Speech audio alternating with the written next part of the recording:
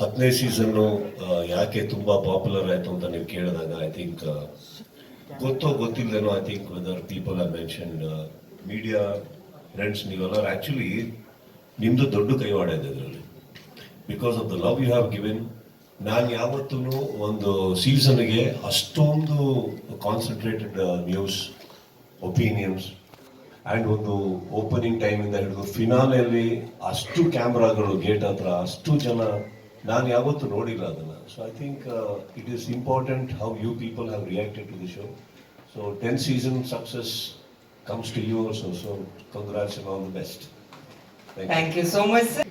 Sir, Telugu Bigg Boss ಅಲ್ಲಿ red card ಅಂತ ಒಂದು ರೂಲ್ಸ್ ಮಾಡಿದ್ದಾರೆ ಸರ್. ಬಿಗ್ ಬಾಸ್ಗೆ ಮರ್ಯಾದೆ ಕೊಡದೆ ಮಾತಾಡಿದ್ದಕ್ಕೆ ಆ ರೆಡ್ ಕಾರ್ಡ್ನ ತೋರಿಸಿದ್ದಾರೆ.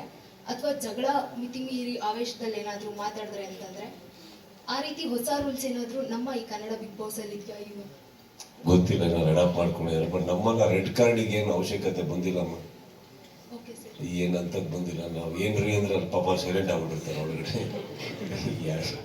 ರೆಡ್ ಕಾರ್ಡ್ ಬೇಕಾಗಿಲ್ಲ ಅಲ್ಲಿ, ನಮ್ಮಲ್ಲಿ ಬೇಕಾಗಿಲ್ಲ. Prashant sir, okay okay Prashant sir ಇಲ್ಲಿ ಈ ಕಡೆ ಸರ್ ಆಗಲೇ ಮಾಂಟಾಜ್ ಸಾಂಗ್ ಹಾಕಿದ್ರು. ಅದರಲ್ಲಿ ಒಂದು ಸಾಲು ಬರುತ್ತೆ, ಏನಂದ್ರೆ 100 ದಿನ ಬದುಕಿದ್ರೆ 50 ಲಕ್ಷ ಸಿಗುತ್ತೆ ಅಂತ ಏನೋ ಒಂದು ಸಾಲು ಬರುತ್ತೆ. 90 ದಿವಸ ಬದುಕಿದ್ರೆ ಅದು ಬೇಕಿತ್ತ ಅಂತ ಪದ. ಅದ ಇಂಥ ಒಳ್ಳೆ ಶೋ ಆ ಥರದ ಪದಗಳು ಬೇಕಿತ್ತ ಅಂತ 10 ವರ್ಷ ಆದ್ಮೇಲೆ ಕೇಳಿಸಿದ್ರೆ ಒಂದು ಗೇಮ್ ಅಲ್ಲಿ ಒಂದು ಸೋಲು ಗೆಲುವು ಇರುತ್ತೆ. ಆ ಅರ್ಥದಲ್ಲಿ ತಗೊಂಡಿದ್ದಾರೆ ಬಿಟ್ರೆ ಬೇರೆ ಅವನು ಇವಂತ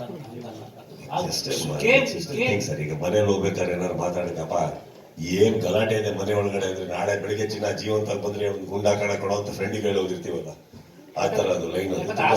ಆಟನ ಅಂತ ಒಂದು ವರ್ಡ್ ಇದೆ ಸರ್. ಸುದೀಪ್ ಸರ್